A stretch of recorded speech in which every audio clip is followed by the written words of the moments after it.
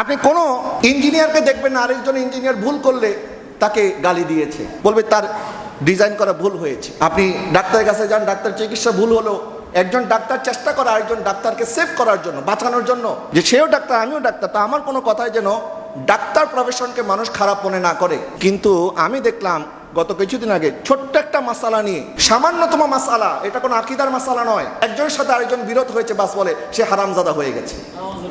এই তবিয়ত কোত্থেকে আসলো আলেমদের ভিতরে? কেন হবে এরকম কথা? কথায় কথায় মানুষকে এইভাবে গালি দেওয়া, গালি দেওয়া কি ইসলামে আছে নাকি? কেউ কেউ বলেন আল্লাহ নাকি গালি দিয়েছেন, জোরে বলেন না নাউজুবিল্লাহ। তাব্বাত ইয়াদা আবি লাহাবি ওয়া তাব, আল্লাহ পাক আবু লাহাবকে ভৎসনা করেছেন। গালি কি এটা ভালো মানুষ দেয় না খারাপ মানুষ দেয়?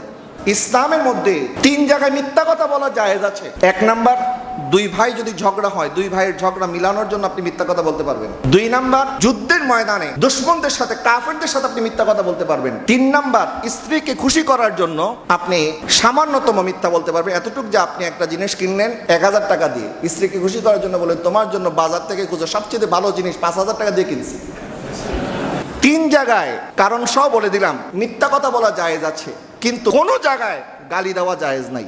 এখন বলছে আল্লাহ তো গালি দিয়েছেন। ওয়াহাবিদের সাথে আমাদের যে কয়টা মাসালা নিয়ে ইখতিলাফ, এর মধ্যে একটা মাসালা হচ্ছে যে আল্লাহ পাক মিথ্যা কথা বলতে পারেন কিন্তু মিথ্যা বলেন না। তা আল্লাহ পাক মিথ্যা কথা বলতে পারেন, এই আকীদা যদি কুফরি আকীদা হয়, আল্লাহ গালি দেন এই কথা বলাটাও কুফরি। যদি কারো মাসালায় আপনার মন মতো না হয়, মনে করেন সে একটা ভুল মাসলা দিয়েছে, একটা ভুল মাসলা দেওয়ার কারণে আপনি তাকে এতটুকু বলতে পারেন সে গোমরাহ, বা তার এই ফতোয়ার কারণে যদি ফিতনা সৃষ্টি হয়, আপনি বলতে পারেন সে এটার মাধ্যমে ফিতনা সৃষ্টি করেছে, এই মাসালাটা আমাদের জন্য গ্রহণযোগ্য নয়। অনেকভাবে এটাকে রদ করার সুযোগ আছে, এটাকে অনেকভাবে আপনি বলতে পারেন, কিন্তু কখনোই আপনি তাকে হারামজাদা বলতে পারেন না। কারণ হারাম যদি, সে যদি জেনার সন্তান হতে হয়, সে তো মাসালা দিয়েছে পরে, তার বাবা মার বিয়ে হয়েছে আগে, আপনি তার বাবা মাকে তহমত দিলেন।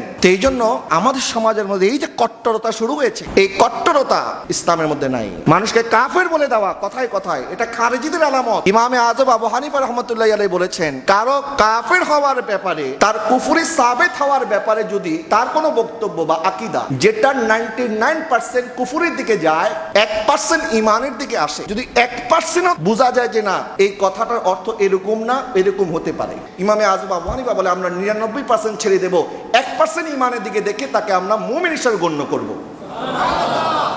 আর আমরা 1% কুফরি না পাইলেও কাফের। কাফের বলা এত সহজ? নবীজি সাল্লাল্লাহু আলাইহি ওয়াসাল্লাম ইরশাদ করেছেন, কেউ যদি কাউকে কাফের বলে, সে যদি কাফের না হয়ে থাকে, যে তাকে কাফের বলেছে সে কাফের হয়ে গেছে। কত কঠিন কথা নবীজি বলেছেন, এই ব্যাপারে আমাদের কোনো ভয় নাই, ভয় উঠে গেছে। আমি অবাক হয়ে যাই যখন কাউকে দেখি এই কথা বলতে, যে সে কাফের, তার 14 গোষ্ঠী কাফের। আর সে যদি কাফের হয়, তুমি দলিল দাও, তার 14 গোষ্ঠী কাফের কিভাবে হয়? নবীজি কত কষ্ট করে করে উম্মতকে জড়ো করেছেন, একসাথে করেছেন। আর আজকে সামান্য থেকে সামান্য মাসালা, এটা আকীদার মাসালা নয়, এটা ইখতিলাফি মাসালা, এটা 10 জন 10 রকম বলতে পারেন। মাযহাব কয়টা? হানাফি, শাফি, মালিকি, হাম্বলি। আমরা বলি 4 মাযহাবই হক। বলেন 4 মাযহাবই কি? 4 মাযহাবের ইমাম হক, 4 মাযহাবের মুকাল্লিদ যারা, তারা হকের উপরে আছেন। তো ইসলাম তো একটা, কোরআন তো একটা, নবীজি একজন, তো মাযহাব 4টা কেন হলো? বোঝা গেল মাযহাব 4টা হওয়ার পিছনে ইখতিলাফ আছে, মতানৈক্য আছে। মতানৈক্য যদি না হতো মাযহাব তো একটা হতো। তার মানে ইসলামের মধ্যে মতানৈক্য করা জায়েজ আছে। জুমার সানি আজানের ব্যাপারে আলা হযরত ফতোয়া দিয়েছেন, সানি আজান দিতে হবে মসজিদের বারান্দায়, মসজিদের বাইরে। কিন্তু জুমার নামাজে সানি আজানকে আমরা মসজিদের বাইরে দেই নাকি মিম্বারের সামনে দেই? তো এই মাসআলায় যে আমরা আলা হযরতের খেলাফ চলে গেলাম, এই জন্য কি আমরা মসলাকে আলা হযরত থেকে বের হয়ে গেছি? তার মানে ইখতিলাফ উম্মতের মধ্যে এটা একটা রহমত।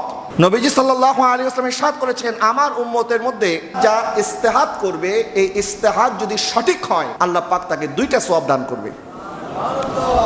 আর আমার উম্মতের মধ্যে মুস্তাহিদ যারা, তারা যদি ইজতিহাদ ভুল করে, তারপর আল্লাহ তাকে একটা সওয়াব দান করবে, কারণ সে গবেষণা করার কারণে।